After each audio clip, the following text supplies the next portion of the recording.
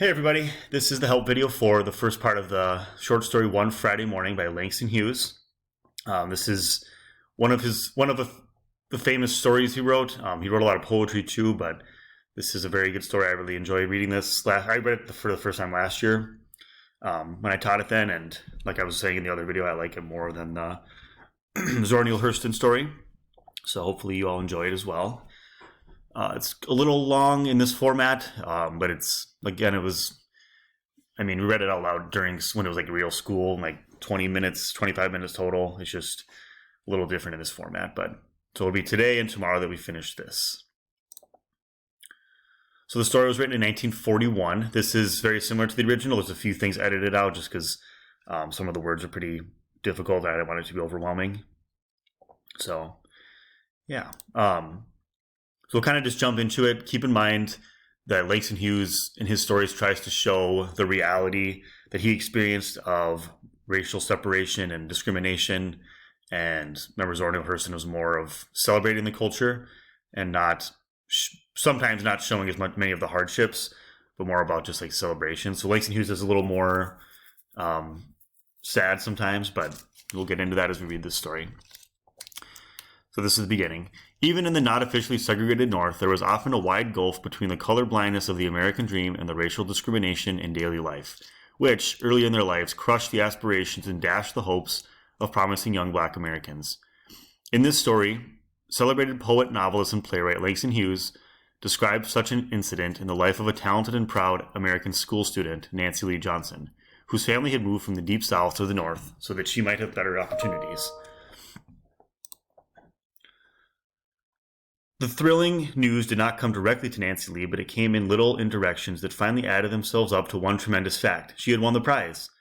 But, being a calm and quiet young lady, she did not say anything. But Nancy Lee's drawing was so good, her lines so sure, her colors so bright and harmonious, that certainly no other student in the art class was thought to have very much of a chance. Nancy Lee Johnson was a colored girl, a few years out of the South. But seldom did her classmates think of her as being colored. She was smart, pretty, and brown, and fit in well with the life of the school. She stood high in scholarship, played a swell game of basketball, had taken part in the musical in a soft, velvety voice, and had never seemed to intrude or stand out, except in pleasant ways, so it was seldom even mentioned, her color. All right, first question. How did Hughes describe Nancy Lee? How does he describe her in that first two paragraphs, okay?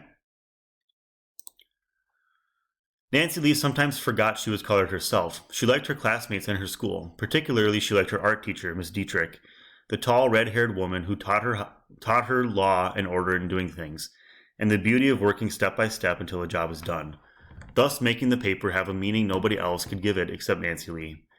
That was the wonderful thing about true creation. You made something nobody else on earth could make, but you. Miss Dietrich was the kind of teacher who brought out the best in her students. But their own best, not anybody else's copied best. For anybody else's best, great though it might be, even Michelangelo's, wasn't enough to please Miss Dietrich, dealing with the creative impulses of young men and women living in American city in the Middle West and being American. Nancy Lee was proud of being American, an African American which stood with blood out of Africa a long time ago, too many generations back to count.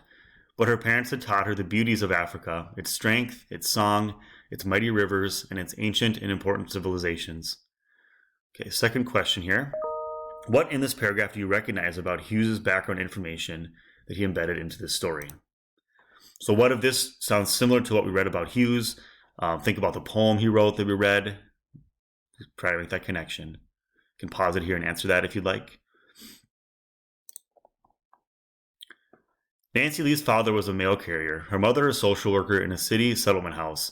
Both parents had been to African American colleges in the South, and her mother had gotten a further degree in social work from a northern university. Her parents were, like most Americans, simple, ordinary people who had worked hard and steadily for their education. Now they were trying to make it easier for Nancy Lee to achieve learning than it had been for them. They would be very happy when they heard of the award to their daughter, yet Nancy did not tell them. To surprise them would be better. Besides, there had been a promise. All right, question number 3. Knowing the background information of Hughes' family, what is similar to Nancy Lee's parents like many of Hughes' family members? So how does he portray her parents similar to his own parents? Think about his dad. Remember, he was the lawyer that was in Mexico, and her mom, or his mom, was the stage performer. So what's similar and different? I guess I'll add that.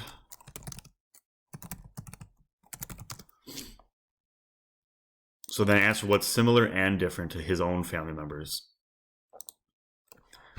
Casually one day, Miss Dietrich asked Nancy Lee what color frame she thought would be best on her picture. That had been her first inkling, or hint. Blue, Nancy Lee said, although the picture had been entered in the Artist Club contest a month ago. Nancy Lee did not hesitate in her choice of color for the possible frame, for that picture waiting for the blue frame had come out of her soul. It was the best watercolor she had painted in her years as an art student, and she was glad she had made something Miss Dietrich liked well enough to permit her to enter the contest. The painting was a simple scene in the city park as on a spring day with the trees still leaflessly lacy against the sky, the new grass fresh and green, a flag on a tall pole in the center, children playing, and old African-American women sitting on a bench with her head turned. A lot for one picture, to be sure, but it was not there in heavy and final detail like a calendar. Its charm was that everything was light and airy, with a lot of blue sky, the air showing through. You could tell that the old African-American woman was looking at the flag, and that the flag was proud in the spring breeze, and that it helped to make the children's dresses billow as they played. Miss Dietrich had taught Nancy Lee how to paint spring, people, and a breeze on what was only a white piece of paper from the supply closet. But Miss Dietrich had not said make it like any other spring people breeze ever seen before. She let it remain Nancy Lee's own. That is how the old African-American happened to be there looking at the flag, for in her mind the flag, the spring, and the woman formed a kind of triangle, holding a dream Nancy Lee wanted to express. White stars on a blue field, spring, children, ever-growing life, and an old woman. Would the judges at the Artist Club like it?